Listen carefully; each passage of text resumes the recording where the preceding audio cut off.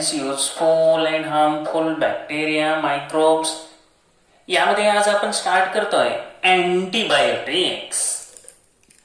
आता यामध्ये सगळ्यात महत्वाचं अँटीबायोटिक्स काय आहेत तर एका मायक्रो ऑर्गॅनिझमचा यूज दुसऱ्याच्या विरुद्ध केला जातो तर ते आहेत अँटीबायोटिक्स.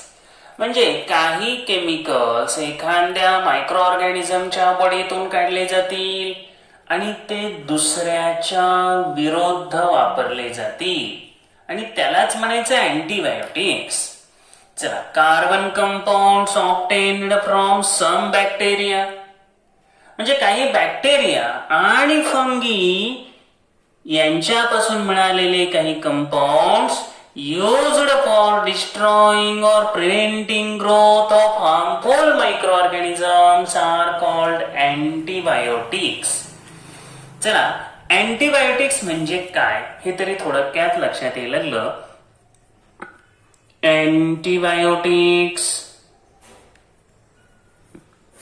काय म्हटलं तर काही बॅक्टेरिया किंवा फंगी यांच्यापासून काही कंपाऊंड मिळतात. Bacteria and fungi. आता यांच्यापासून मिळालेले काही जे कंपाऊंड आहे यांचा यूज, यांच्यापासून मिळालेले कार्बन कंपाऊंड्स यांचा यूज कुणाच्या विरुद्ध केला जातो. काही हार्मफुल मायक्रो ऑर्गॅनिझम्स. काही हार्मफुल मायक्रो ऑर्गॅनिझम्स आहे आणि त्यांच्या अपोजिट केला जातो आणि त्यालाच म्हणायचं अँटीबायोटिक्स. चला, डेफिनेशन अंडरलाईन करून घ्या. Carbon compounds obtained from some bacteria and fungi for destroying or preventing growth of harmful micro organisms. एकतर त्यांना किल करा, डिस्ट्रॉय करा किंवा त्यांची ग्रोथ होऊ न देणं याच्यासाठी ज्यांचा यूज होतो तेच आहेत आपले अँटीबायोटिक्स. आज अँटीबायोटिक्स मुळे आपण अनेक रोगांपासून मुक्त आहोत. पूर्वीच्या काळी असे अनेक फेटल डिसीज होते, अनेक प्राणघातक डिसीज होते आणि आज सुद्धा आहेतच. ते नाहीत असं नाही तर हे काही संपणार नाहीत. नवीन येणार, त्याच्यावर आपल्याला या ठिकाणी उपाय शोधावे लागणार, रेमेडी शोधावे लागणार आहे. फक्त अँटीबायोटिक्स ही जी टर्म आहे ही साधारणपणे 20th सेंचुरीमध्ये आपल्याला अलेक्झांडर फ्लेमिंग यांनी दिली. आता मेडिकल क्षेत्रामध्ये हे एक रिव्हॉल्युशन आहे. रिव्हॉल्युशन, उत्क्रांती. आता याला रिव्हॉल्युशन का म्हटलं, याला उत्क्रांती का म्हटलं, फार मोठा शोध असं याला का म्हटलं तर पूर्वी तुम्हाला माहिती असेल नसेल टीबी, ट्युबरक्युलोसिस सारखे जे डिसीज आहेत ज्यामध्ये लंग्सला इन्फेक्शन होतं प्रामुख्याने.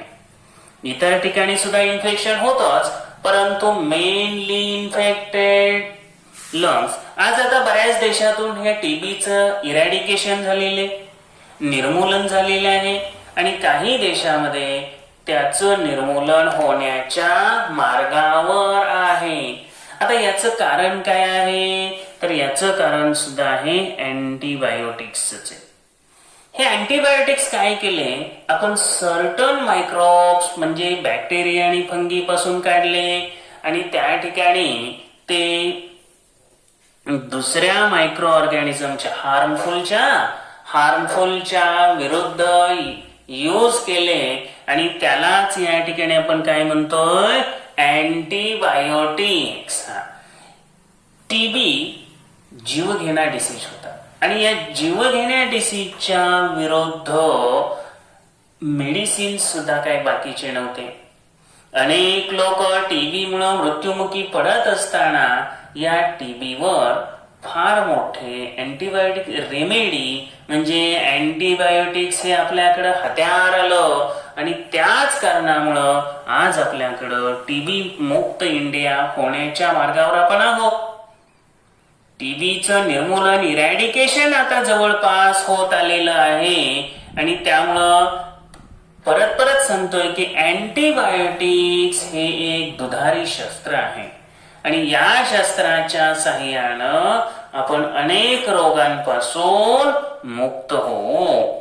आता टीबी सारखा जो डिसीज होतो आणि त्यावेळेला आपल्याला काय करावं लागतं, तुमच्या तीव्रता किती आहे त्याच्यावरून तुम्हाला 6 महिने 9 महिने काही सेव्हर कंडिशन्स मध्ये अगदी वर्ष 2-2 वर्ष सुद्धा तुम्हाला हा कोर्स कंप्लीट करावा लागतो.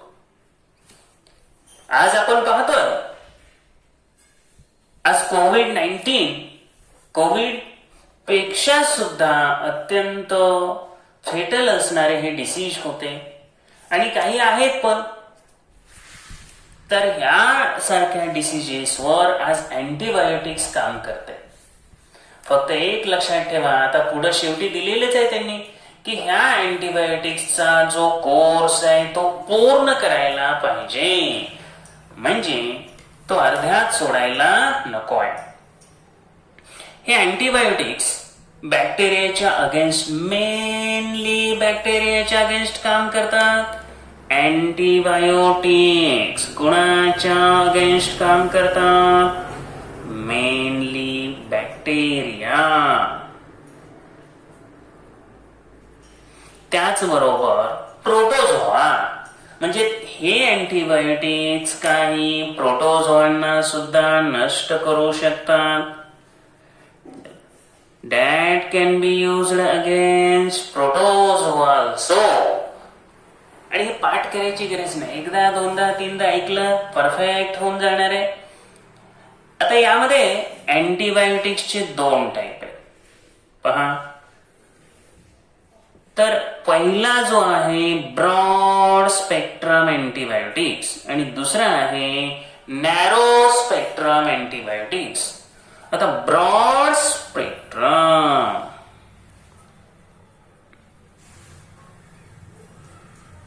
आता ब्रॉड स्पेक्ट्रम मध्ये काय असतं, तर यामध्ये ज्या वेळेला सर्टन मायक्रो ऑर्गॅनिझम्स किंवा सर्टन जर्म्स किंवा सर्टन पॅथोजन ज्याच्यामुळं ही लक्षणं दिसत आहेत हे माहीत नसतं, स्पेशली नोन नसतं, आणि त्यावेळेला हे ब्रॉड स्पेक्ट्रम अँटीबायोटिक्सचा यूज केला जातो. म्हणजे एखादं विशिष्ट लक्षण हे कोणत्या मायक्रो ऑर्गॅनिझम मुळे दिसत असेल हे माहीत नसेल, त्यावेळेला आपल्याला हे ब्रॉड स्पेक्ट्रमचा यूज करता येतो. आता हे ब्रॉड स्पेक्ट्रम मुळे अनेक मायक्रोब्स, अनेक बॅक्टेरिया किल केली जाते. तुम्हाला specific micro organism, specific cause माहिती आहे का? नाही. एक सर्टनली तुम्ही सांगू शकत नाही की याच्यामुळं ही लक्षणं दिसत आहेत. मग अशा वेळेला ब्रॉड स्पेक्ट्रम अँटीबायोटिक्स यूज करा.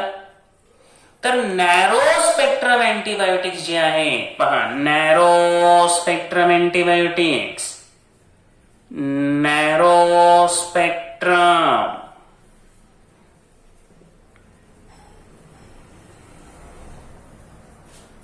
नॅरो स्पेक्ट्रम अँटीबायोटिक्स मध्ये मात्र तुम्हाला स्पेशली ही जी लक्षणं आहे, एखादा डिसीज झालाय त्याचा पॉझिटिव्ह एजंट हा परफेक्टली हे डेफिनेटली माहित असतं, आणि तेव्हा आपण नॅरोचा यूज करतो.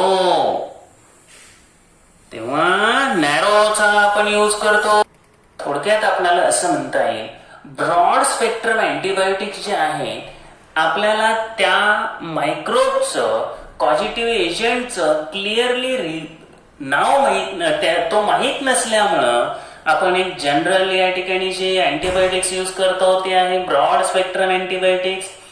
ते अनेक मायक्रोब्सला, अनेक बॅक्टेरियाला ते काय करू शकतं, डिस्ट्रॉय करू शकतं, त्याची ग्रोथ प्रिव्हेंट करू शकतं. आता याचं एखादं दुसरं एक्झाम्पल आपल्याला दिलेलं आहे, त्यामध्ये ATA म्हणजे काय, A फॉर अँपिसिलिन घ्या, T फॉर टेट्रासायक्लिन घ्या आणि A फॉर अमॉक्सिसिलिन, ATA. तर हे खूप महत्वाचं आहे. ATA, ampicillin, tetracycline, amoxicillin. Broad spectrum antibiotics ATA. तर यामध्ये एम्पिसिलिन, टेट्रासायक्लिन, एमॉक्सिसिलिन हे शॉर्ट फॉर्म लक्षात ठेवले ना काहीच अडचण येणार नाही. म्हणजे ब्रॉड स्पेक्ट्रम अँटीबायोटिक्सच्या वेळेला AT अवताडे सरांची आठवण करायची, अहो हे कधीच विसरणार नाही. त्यानंतर आपल्याला भेटायचंय नॅरो स्पेक्ट्रम अँटीबायोटिक्स. चला नॅरो स्पेक्ट्रम अँटीबायोटिक्स मध्ये ऐका, तुम्ही काय करायचं, ATA सारखं PEG पेग, पेगला आठवायचं. पेग कोण? तुम्ही म्हणणार काय चाललंय नेमकं? अहो ही ट्रिक आहे. पेनिसिलिन. काय? पेनिसिलिन. P for penicillin. त्यानंतर E फॉर इरिथ्रोमायसिन. इरिथ्रोमायसिन. आणि G जेंटामायसिन. चला narrow spectrum PEG, narrow spectrum PEG, penicillin, erythromycin, gentamicin. Broad spectrum ATA, ampicillin, tetracycline, amoxicillin. आणि पुन्हा एकदा सांगतो, आपली मोठी जी गन असते ना, त्या गनच्या साह्यानं तुम्हाला ज्या पद्धतीनं बरोबर टार्गेट हिट करता येतं ते पाहता येतं, की त्या ठिकाणी जो टेलिस्कोप आहे त्याचा यूज करता येतो किंवा जो दंडूक आहे त्याचा सुद्धा यूज करता येतो. तर हे ब्रॉड स्पेक्ट्रम आहे. आणि नॅरो स्पेक्ट्रम म्हणजे जे पिस्तूल पद्धतीनं. तर यामध्ये एक लक्षात घ्या, तेवढंच टार्गेट तुमचा जो पॉझिटिव्ह एजंट आहे तो कशामुळे झाला हे माहित असेल तर नॅरो स्पेक्ट्रम अँटीबायोटिक्स हे महत्वाचं आहे.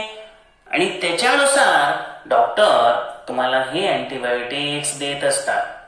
आता या सर्व अँटीबायोटिक्सचा जो स्टडी चालतो तो आपल्याकडं एक पुण्याला संस्था आहे, इन्स्टिट्यूट आहे, NIV. नाव ऐकलं असेल यापूर्वी सुद्धा. काय नाव आहे इन्स्टिट्यूटचं? National institute of virology, NIV. National institute of virology पुण्याला आहे, पुण्याला. 1952 मध्ये या NIV ची स्थापना झाली, national institute of virology. World health organization जे आहे,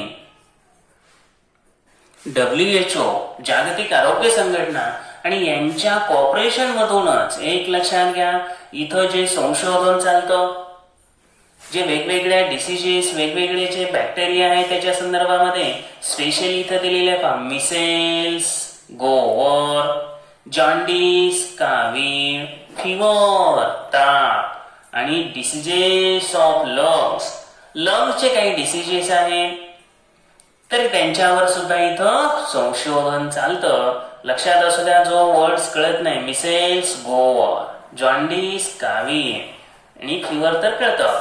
तर NIV national institute of virology हे अत्यंत महत्वाचं इन्स्टिट्यूट आहे. यानंतर आपण एका महत्वाच्या अँटीबायोटिक्सला भेटणार आहोत, तर ते आहे पेनिसिलिन. आता यापूर्वी खूप वेळेला तुम्ही ऐकलं असेल, पेनिसिलिनचा यूज केला, डॉक्टरांनी पेनिसिलिन दिलं. आता सगळ्यांनाच हे चालत पण नाही, काही जणांना रिॲक्शन येऊ शकते, त्यामुळे डॉक्टर सुरुवातीला ते टेस्ट करतात.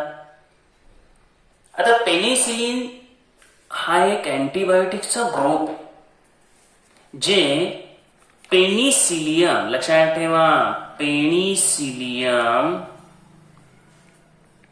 हे फंगसचं नाव आहे. ही एक फंगी आहे आणि या फंगस पासून हे पेनिसिलिन मिळतं. पेनिसिलियम पासून पेनिसिलिन नावाचं अँटीबायोटिक्स मिळतं. अंडरलाईन करून ठेवा. बर, आता हे जे पेनिसिलिन आहे हे नॅरो स्पेक्ट्रम मध्ये येतं.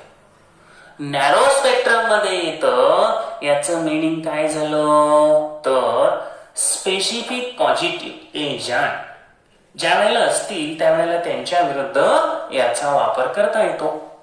हे डॉक्टर अलेक्झांडर फ्लेमिंग यांनी शोधलं. आता पहा, युज्ड अगेन्स्ट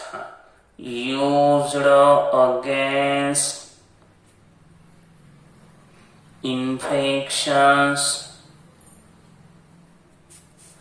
कॉज्ड बाय. आता यामध्ये इथं टेक्निकच मुळात वापरलेलं काय आहे, शत्रूचा शत्रू तो आपला मित्र. आपल्या छत्रपती शिवाजी महाराजांनी सुद्धा ज्या वेळेला अडचणीच्या वेळेला शत्रूच्या शत्रूची मदत घेतली. त्यांचे जे टेक्निक्स होते बाकीचे होतेच, पण त्याचबरोबर या टेक्निकचा सुद्धा यूज केला. यामध्ये काय केलं जातं, शत्रूच्या शत्रूची मदत आपण घेतो आणि त्यामुळे आपला बेनिफिट होतो. ते डिटेल सांगतो, थोडंसं ऐका इथं. Penicillin is used against the infections caused by staphylococci. तर ज्या बॅक्टेरियामुळं, ऐका, स्टॅफिलोकोकाय, तर स्टॅफिलोकोकाय ह्या बॅक्टेरियामुळे झालेलं इन्फेक्शन जर क्लिअर करायचं असेल तर तुम्ही पेनिसिलिन देऊ शकता. त्यानंतर आहे क्लॉस्ट्रीडिया, त्याचबरोबर आहे स्ट्रेप्टोकोकाय.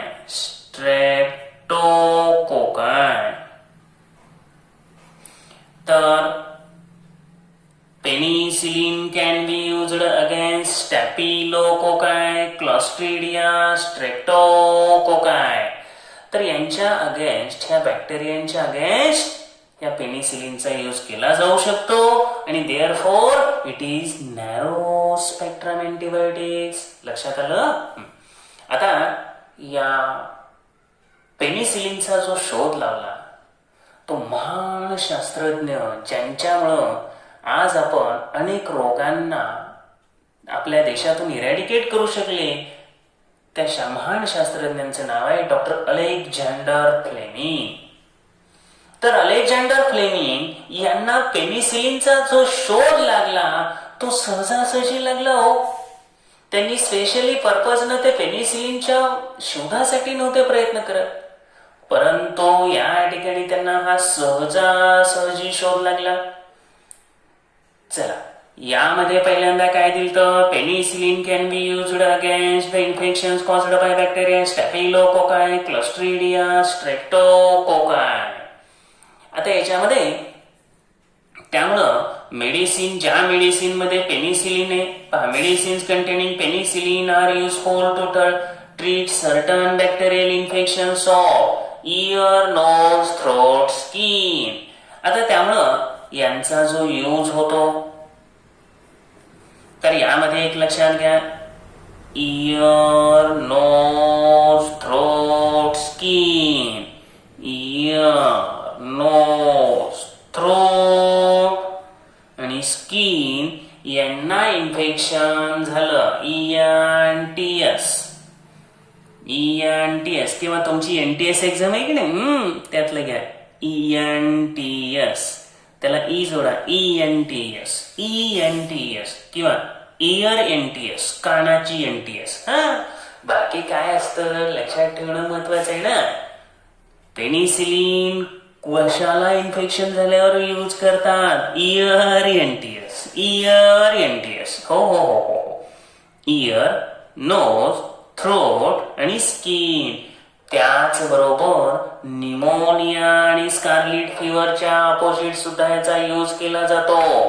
निमोनिया आणि स्कारलेट फिवर यांच्या अपोजिट सुद्धा याचा यूज केला जातो. महत्वाचे, आता पेनिसिलिनवर आपण बरंच माहिती घेतली. स्टॅफिलोकोकाय, क्लॉस्ट्रीडिया, स्ट्रेप्टोकोकाय हे कुणावर अटॅक करणार, इयर आणि NTS, nose, throat, skin, ear. ह्यांना इन्फेक्शन झालं की तुम्ही काय देणार, पेनिसिलिन देणार. हे अँटीबायोटिक आहे. ज्या मेडिसिन मध्ये हे पेनिसिलिन हे अँटीबायोटिक असणार आहे, कुणापासून मिळतं? पेनिसिलियम क्रायसोजेनियम. तर आता ह्या पेनिसिलिनचा शोध कसा लागला ते पाहू. अलेक्झांडर फ्लेमिंग हे ते महान शास्त्रज्ञ, a professor of microbiology at St. Mary Hospital, had cultured varieties of bacteria and fungi in petri dishes in his laboratory. तर या ठिकाणी त्यांचं काम चालू होतं. पेट्री डिशेस मध्ये ते बॅक्टेरिया आणि फंगी यांचं जे कल्चर आहे त्यांच्यावर स्टडी चालू होता. त्यांच्याकडे ज्या डिश होत्या त्या पेट्री डिश मध्ये ते एक लॅबोरेटरीमध्ये प्रयोग करत होते. 3 सप्टेंबर 1928 ला त्यांच्या लक्षात आलं की स्टॅफिलोकोकायचे जे बॅक्टेरिया आहेत, जे स्टॅफिलोकोकायचं कल्चर आहे, he made an interesting observation in one of the petri dish. त्या पेट्री डिश मध्ये ऐका फंगल कॉलनी वाढली. आता त्यांना फंगाय पाहिजे होते, बॅक्टेरिया त्यांना पाहिजे होते आणि म्हणून ते त्यांची संख्या वाढवत होते. त्यांच्या लक्षात काय आलं, एका डिश मध्ये फंगल कॉलनी वाढली, but the area around those colony was clean and clear. पण त्या फंगल कॉलनीच्या शेजारचा एरिया एकदम क्लीन होता, क्लिअर होता. That is bacteria had actually been destroyed. अहो म्हणजे तिथं ते बॅक्टेरिया वाढलेच नव्हते. डॉक्टर अलेक्झांडर फ्लेमिंग जेव्हा एक्सपेरिमेंट करत होते त्यांना काय पाहिजे होते, ते बॅक्टेरिया पाहिजे होते. तर बॅक्टेरिया आणि फंगी यांच्या कल्चरचा एक्सपेरिमेंट करत असताना त्यांच्या काय लक्षात आलं, काही त्यांनी डिश असतील त्यांच्याकडं. आता या बाकीच्या डिश मध्ये स्टॅफिलोकोकायचं जे कल्चर आहे ते कल्चर वाढलं. पण एका डिश मध्ये स्टॅफिलोकोकाय वाढलंच नाही हो. आपण पाहिलं ना की सुरुवातीलाच इथं दिलेले स्टॅफिलोकोकाय. आता हे स्टॅफिलोकोकाय कल्चर वाढलं नाही, स्टॅफिलोकोकाय बॅक्टेरिया वाढले नाही. त्यांनी थोडंसं स्टडी केलं, म्हणजे त्यांचा मेंदू आता विचार करायला लागला, ते काम करायला लागले. आणि त्या वेळेला त्यांच्या लक्षात आलं, अरे अरे अरे ही जी पेट्री डिश होती की नाही, त्या डिश मध्ये फंगल कॉलनी होती, फंगस होतं, फंगस.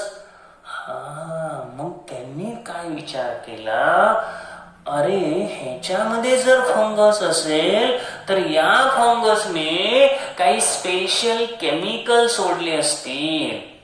काय सोडले असतील? स्पेशल केमिकल सोडले असतील. आणि त्या केमिकलमुळे हे स्टॅफिलोकोकाय बॅक्टेरिया ग्रो झाले नसतील. त्यांच्या लक्षात आलं आणि मग अशा रीतीनं या स्टॅफिलोकोकायच्या विरुद्ध असणारे जी फंगस आहे त्याच्यापासून पेनिसिलिनचा शोध लागला. मग ते विचार करायला लागले ना, त्यांनी विचार केला की बाबा रे ह्या दोघांमध्ये स्टॅफिलोकोकाय वाढले, थर्ड मध्ये का नाहीत वाढले. त्यावेळेला त्यांच्या लक्षात आलं इथं कोण होतं, फंगस होतं, फंगाय होतो. आणि ते कोणतं असेल रे फंगाय? विचार करा. आता तुम्ही म्हणणार आम्हाला काय माहिती, आम्ही काय फ्लेमिंग आहे. अहो पेनिसिलियम क्रायसोजेनियम असणार ना. तिथं तयार काय झालं, आता एवढं सगळं दिलंय म्हणलं पेनिसिलिन. तर पेनिसिलिन हे पहिलं अँटीबायोटिक डॉक्टर अलेक्झांडर फ्लेमिंग यांनी बनवलं. मग ते कशापासून बनतं? पेनिसिलियम क्रायसोजेनियम या फंगस पासून. याचा अर्थ काय असणार, तर ते पेनिसिलियम क्रायसोजेनियम असणार. तर पेनिसिलियम ते सिक्रेट केलेलं असणार आणि त्यामुळे बॅक्टेरिया स्टॅफिलोकोकायची वाढ झाली नाही. First antibiotic penicillin had been discovered accidentally, and this formed the basis for the attempts to find cures of incurable disease. आता यामुळे अनेक इनक्युरेबल डिसीज आज मात्र क्युअर व्हायला लागले. आणि मग अशा या महान शास्त्रज्ञांचं, अशा या लाईफ सेव्हिंग अँटीबायोटिकचा शोध लावणाऱ्या डॉक्टर अलेक्झांडर फ्लेमिंगला आपण ग्रेटफुल असलंच पाहिजे. कारण त्याच कारणामुळं आपण काय एक लक्षात घ्या, हे दिवस पाहतोय. We should be grateful to doctor Alexander Fleming. Caution, एक गोष्ट ध्यानात घ्या की हे अँटीबायोटिक्स घेत असताना आपण कोणती काळजी घेतली पाहिजे. Antibiotics should be taken only Wien prescribed by doctor. एखाद्या नातेवाईकाला ताप आलता, त्याच्यासारखाच ताप मला आलाय आणि म्हणून त्याला काय अँटीबायोटिक्स दिलती रे, चला त्या डॉक्टरांच्या चिठ्ठीवर काय आहे तीच अँटीबायोटिक्स आपण घेतो. आणि हेच पहिल्यांदा चुकतं. ते अँटीबायोटिक्स त्या पर्सनला सूट होत असेल, परंतु दुसऱ्याला होईलच असं नाही. आणि म्हणून अँटीबायोटिक्स हे डॉक्टरांनी प्रिस्क्राइब्ड केलेलीच घ्या आणि तीच अँटीबायोटिक्स घ्या. आपल्याकडे फार मोठ्या प्रमाणात अशी लोक करतात की त्याचा ताप राहिला, त्याला व्हायरल इन्फेक्शन झालं आणि त्याचे अँटीबायोटिक्स त्याला जे यूज केलं ते आपण वापरलं तर चालतंय ना, कशाला डॉक्टरांकडे जायचं. पण हे चुकीचं आहे. कधी कधी हे जीव घेणं ठरू शकतं. त्यामुळं नातेवाईकांना त्या ठिकाणी तशी लक्षणं दिसली म्हणून त्यांची अँटीबायोटिक्स, त्यांची अर्धी राहिलेली औषधं वापरू नका. मुळात अँटीबायोटिक्सचा कोर्स पूर्ण केला पाहिजे. नाहीतर काय होतं, पुढे आपल्याला दिलेलंच आहे ते की आपण पाहिलं टीबी. आता ट्युबरक्युलोसिसच्या विरोधात 9 मंथ्सचा 9 महिन्यांचा कोर्स आहे. काही केसमध्ये अगदी वर्ष 2-2 वर्ष सुद्धा लागू शकतात सेव्हर केस असल्यावर. हो, मग त्यावेळेला तो कोर्स जर कम्प्लीट केला नाही, काय होतं, बरेच जण 3-4 महिन्यात बरं वाटायला लागलं की बाकीची औषधं घेणं सोडून देतात, स्टॉप करतात. हे ठीक आहे, बरं वाटायला लागलं. आपण सुद्धा पहा ना, डॉक्टरांनी दिलेली औषधं असतात एक 6 दिवसाची, 5 दिवसाची तर जनरली देतात डॉक्टर.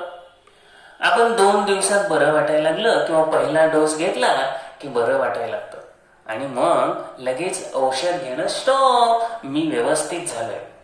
पण काही वेळेला काय होतं, त्याचे जे पॅथोजन्स आहेत, त्याचे जे जर्म्स आहेत, काही किल झालेले असतात आणि काही शरीरात आणखी असतात. मग अशा वेळेला तुम्हाला पहिल्यांदा जे अँटीबायोटिक्स दिलं असेल, जे ड्रग दिलं असेल, त्याच्यामुळे फरक पडला, ठीक आहे. पण परत काय होतं तर त्या पेशंटला एमडीआर किंवा एक्सडीआर, नंतर होतं एक्सडीआर. एमडीआर म्हणजे multiple drug resistance, XDR extreme drug resistance.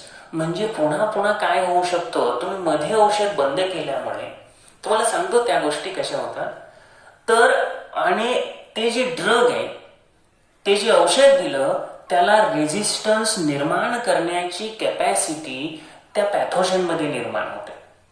आणि त्यामुळं तुम्हाला पुन्हा जर तो डिसीज झाला, त्यातले काही मायक्रो ऑर्गॅनिझम आपल्या शरीरात असतील, तर पुन्हा त्याच्यापेक्षा तीव्रतेचं ड्रग्स द्यावं लागतं. मेडिसिन देताना हायर पॉवरचं द्यावं लागतं. कारण पहिल्याला ते अपोजच करत नाही, एमडीआर किंवा एक्सडीआर, मल्टिपल. आणि जर एक्सडीआर झालं तर हे तर म्हणजे अनेक ड्रग्सला, मॅक्झिमम ड्रग्सला ते अपोज करतं. लांब कशाला. आपल्याकडे पूर्वी काय करायच्या, घरामध्ये डास झाले की दूर करायचे, ते डास सगळे निघून जायचे. आजची कंडिशन अशी आहे की हे डास झाल्यानंतर अख्ख्या घरात धूर जरी केला तर डास काही सगळे जात नाही. इव्हन घराला या ठिकाणी कसं की त्या डासांना त्या धुराची सवय लागली, त्यांच्यामध्ये म्युटेशन होत जातो. आज सुद्धा कोविड-19 मध्ये आज डेल्टा प्लस तुम्ही नाव ऐकलं की डेल्टा प्लस अतिशय घातक काय ठरायला लागलं तर त्याचं रिझन आहे त्याच्यामध्ये म्युटेशन होत चाललंय. काय होत चाललं? म्युटेशन. आणि म्युटेशन झाल्यामुळं ते पहिल्या औषध, ऐका, यामध्ये MDR HDR मध्ये ते पहिल्याला रिस्पॉन्सच देत नाही हो. कारण पूर्वी तुम्ही पहा, सहजासहजी जर तुम्हाला तो डिसीज झाला, पहिल्यांदा दिलेली औषधं पुन्हा दुसऱ्या वेळेला नाही चालत. कारण त्या वेळेला तुम्हाला त्या जे जर्म्स आहेत त्यांच्यामध्ये त्या ड्रग्सच्या अपोजिट रेजिस्टन्स पॉवर त्यांच्यात निर्माण होते आणि त्यामुळे त्याला ते अपोज करतात. म्हणजे हे खूप घातक आहे. तुम्हाला हायर पॉवरची औषधं परत द्यावी लागतात. आणि म्हणून एक लक्षात ठेवायचंय की कोणताही कोर्स अर्धवट नाही करायचा.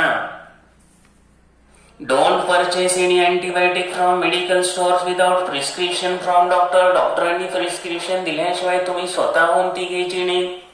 Don't consume antibiotics on your own to treat common diseases like throat infection, common cold and influenza. अगदी घसादुखी, सर्दी, खोकला, इन्फ्लुएन्झा यांच्यावर स्वतःहून कोणती अँटीबायोटिक्स घ्यायची नाही. तर कोविडच्या काळात तर अनेक लोकांनी स्वतःहून औषधं घेतली. काही जणांना त्यावेळेला योगायोगाने फरक पण पडतो, पण प्रत्येकाला ते घडत नाही, हे लक्षात घ्या. Even if you feel well before completing of the prescribed course of the antibiotics, you must continue and complete it. तुम्हाला जरी बरं वाटायला लागलं तरी तो कोर्स कम्प्लीट केला पाहिजे.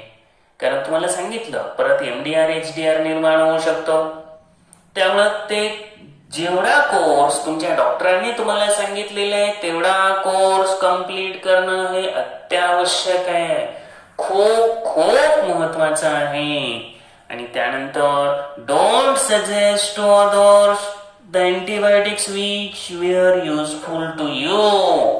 म्हणजे तुम्हाला युजफुल ठरलेले अँटीबायोटिक्स दुसऱ्यांना सजेस्ट करू नका. कारण त्यांच्या बॉडीला ते सूट होतील का नाही हे सांगता येत नाही. तर त्यामुळं डॉक्टरांकडे जाऊनच औषध घेणं हे खूप महत्वाचं आहे. Wonderful to know. आता हे तर खूप इंटरेस्टिंग आहे. ants grow fungi in their termitarium anthill. मुंग्या आपल्या ज्या वारुळामध्ये राहतात की नाही, मुंग्यांचं जे वारुळ असतं त्या वारुळामध्ये त्या फंगस, ऐका, फंगस वाढवतात, बुरशी वाढवतात आणि त्याच्यापासून आपलं फूड मिळवतात. इंटरेस्टिंग आहे की नाही.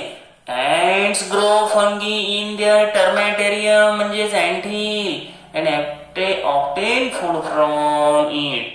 म्हणजे मुंग्यांच्या वारुळामध्ये तुम्ही जर पाहिलं तर काय असतात, फंगस, बुरशी, आणि त्यांच्यातून जे न्यूट्रिएंट सिक्रेट होतात ते या मुंग्या यूज करतात. मुंग्यांच्या राहण्याच्या ठिकाणाला अँथिल किंवा टर्मॅटेरियम म्हणतात, हे पण इथं लक्षात घ्या. त्याचबरोबर सम स्पेशीज ऑफ वास्प, गांधील माशा किंवा अदर काही इन्सेक्ट्स अंडी कुठे घालतात तर पहा, झाडांवर, झाडाच्या खोडांवर जिथं फंगल कॉलनी असते. आता रे फंगल बॉडीज असतात तिथं ते अंडी घालतात. म्हणजे काही वास्प आणि काही insect Lay's eggs in the fungal bodies growing on trees and thus ensuring food supply for their larvae. आता हे असं का करतात, त्याचं रिझन काय आहे तर पहा परत एकदा. ह्या स्पेशीज त्यांची जी अंडी आहेत, जे एग्ज आहेत इन देअर फंगल बॉडीज, त्याचं रिझन त्या बुरशीपासून, त्या फंगस पासून एक लक्षात घ्यायचे न्यूट्रिएंट्स आहे. ते न्यूट्रिएंट्स बाहेर पडतील, ते सिक्रेट करतील आणि त्यावेळेला या इन्सेक्टचे जे लार्वा आहेत की नाही, वास्पचे जे लार्वा आहेत की नाही, त्यांच्या फूडची सोय होणार आपोआप. म्हणजे ते lay eggs in the fungal bodies for nutrition of their larva. म्हणजे त्यांच्या अंड्यातून ज्या वेळेला अंडी अळी कोश, तसं अळ्या बाहेर पडतील, लार्वा बाहेर पडतील, त्यांचं न्यूट्रिशन सोपं व्हावं. मग ते न्यूट्रिशन कशातून मिळवणार? Fungal bodies on trees. तसंच आहे ऍंटचं, फंगस मधूनच ते फूड मिळवणार.